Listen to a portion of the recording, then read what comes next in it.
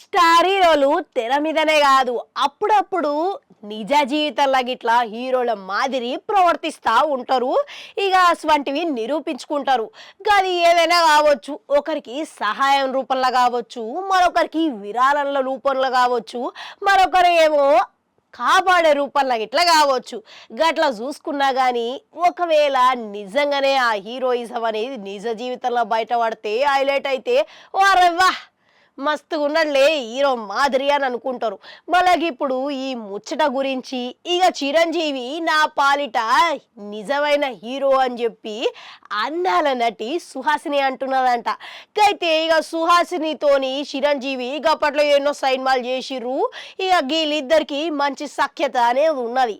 అయితే ఇవ మాట్లాడుకుంటా ఓ సందర్భంలో చిరంజీవి గురించి చెప్పిందంట. గదేందనంటే చిరంజీవి నా హీరో, మీ అందరికీ ఒక విషయం చెప్పాలనుకుంటున్నా.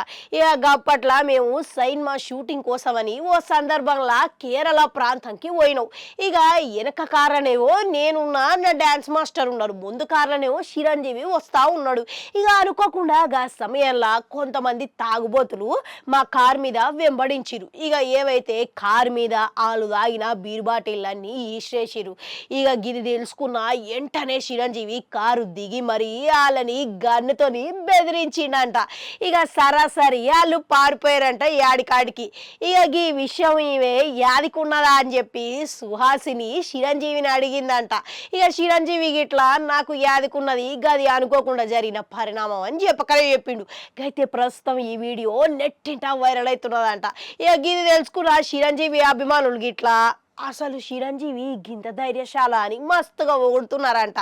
ఇక వాళ్ళతో పాటుగా రాధా, రాధిక సైతవు, విజయశాంతి సైతవు మస్తుగా నా హీరో అనుకుంటా ఇక వాళ్ళతోని కలిసిన అనుభవం గిట్లా పంచుకుంటా మంచిగా మాట్లాడుకున్న సందర్భాలు ఎన్నో ఉన్నాయి, గుర్తు చేసుకుంటారు. ఇట్లా అవు మీకు గిట్లా మీ నిజ జీవితంలో ఎవరో ఒకరు హీరో అయితే ఉండే ఉంటారు.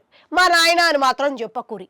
ఇంకా ఎవరైనా ఉన్నారా అనేది మాతో ఇట్లా వంచుకొని కామెంట్లలో పెట్టుకోరి. అట్లనే అడుగంటుంటే అది కూడా నొక్కురి మళ్ళొస్తా.